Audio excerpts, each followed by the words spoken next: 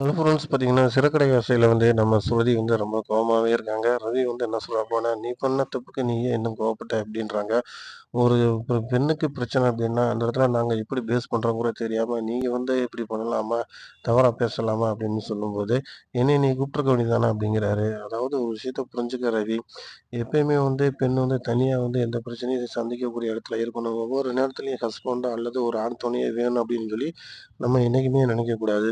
இந்த விஷயத்துல நான் பண்ணது சரிதான் அப்படின்னு சொல்லிட்டு இருக்காங்க. 2 பேருமே பேசிக்கிட்டு இருக்க நேரம் பார்த்து, நம்ம நீத்து ஃபோன் பண்றாங்க. ஃபோன் பண்ணிட்டு என்ன சொல்றாங்கன்னா, அதான் நம்ம ரவிட்ட ஃபோன சுருதிட்ட குடுங்க அப்படின்னு சொன்னோனே, அவரு ஸ்பீக்கர்ல ஆன் பண்றாரு.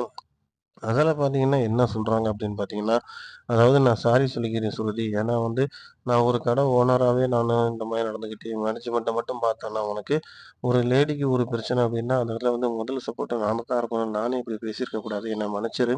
இனிமேல் இந்த மாரி ஒரு தவறுகள் வந்தா, அதுக்கு நான் கண்டிப்பா உன் கூட தான் நான் சப்போர்ட்டா நிப்பேன் அப்படின்ற மாரி சொல்றாங்க. அப்படி ஒரு பேட் பாய்ஸ் உள்ள ஒரு கஸ்டமர் என் ஹோட்டலுக்கு தேவையே இல்ல அப்படின்றாங்க. அவங்க சொல்லி முடிச்சதுக்கு பின்னாடி, நம்ம ரவியும் சாரி கேட்குறாரு சுர்ஜிட்ட. அப்ப சுர்ஜி சொல்றாங்க, "இப்ப கூட பாரு நீட் என்ன சொல்லுதோ அதத்தான் நீயும் கேட்குற" அப்படின்றாங்க. "இல்ல நான் மனசார சொல்றேன் சுருதி. என்ன நீ மன்னிச்சிரு" அப்படின்ட்டு நம்ம ரவி சமாதானப்படுத்துனது மட்டும் இல்லாம, ஐஸ்கிரீம் சாப்பிடுறதுக்கு கூப்பிட்டு போயிறாரு. 2 பேருமே வெளியில கிளம்பி போயிறாங்க. நம்ம மனோஜுக்கு காய்ச்சல் அதிகமா இருந்தனால விடிய விடிய ரோகிணி தூங்காம நல்லா கவனிச்சுட்டு, காலையில அவங்க கஞ்சி காய்ச்சி குடுக்குற நேரம் பார்த்து நம்ம விஜயா சத்தம் போடுறாங்க. "அவனுக்கு என்னாச்சு? ஏன் நீ இந்த மாரி பண்ற? இத வச்சு நீ ஐஸ் பண்ணி திரும்ப எங்க கூட ஜாயிண்ட் ஆகணும்னு நினைக்கிறியா?" அப்படின்ற மாரி கேட்குறாங்க விஜயா.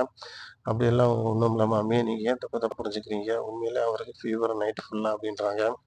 ஒரு கட்டத்துல விஜயா நேரா போய் மனோஜ பார்த்து பேசும்போது அவர் சொல்றாரு, "ரோஹிணிட்ட பேசாதனால தான் எனக்கு இந்த பிரச்சனையே தெரியலம்மா" அப்படின்னு சொல்றாரு. "என்னடா சொல்றா? அவ இவ்வளோ பொய் பேசியிருக்கா. அத கூட புரிஞ்சுக்கிற மாட்றா நீயி. பொய்யு 1 பொய் 2 பொய் இல்லடா. அடுக்கடுக்கா நம்மள நம்ப வச்சு கழுத்தறுத்துருக்கிறா. நான் அவள தலையில தூக்கி வச்சு ஆட நீ என்னெல்லாம் எவ்வளோ கேவலமா நினைக்கிறாங்க. அது உனக்கு தெரியலையா?" அப்படின்னு சொல்றாங்க. "புரியுதும்மா. ஆனா நீயும் கொஞ்சம் சப்போர்ட் பண்ணும்மா" அப்படின்ற மாரி மனோஜ் சொல்லிக்கிட்டு இருக்காரு. ஆனா விஜயா கேட்குற மாதிரி இல்ல. அந்த நேரம் வீட்டுக்கு வந்துடுறாரு. காலையில முன்னாடி "அண்ணாமலை ஏன்டா ஃபோன் பண்ணல நைட்" அப்படின்னோனே, "நைட்டு டிராவலிங்ல இருந்தேன்ப்பா. அதனால என்னால பேச முடியல" அப்படின்றாரு. மீனாவும் அத ஆமா, ஆமா. அவர் நைட் டிராவல் இருந்தனால அவர்ட்ட என்னாலயும் பேச முடியல. ஃபோன் டிராவலிங் பண்ணும்போது எடுக்க முடியாது அப்படின்ற மாரி சொல்றாங்க. ஆனா மீனாவுக்கும் முத்துக்கும் நடக்கிற அந்த பிரச்சனை அண்ணாமலைக்கு தெரியவே இல்ல. இது இப்படியே போயிட்டு இருக்கு. தொடர்ந்து பாருங்க. லைக் பண்ணுங்க, ஷேர் பண்ணுங்க, சப்ஸ்கிரைப் பண்ணுங்க.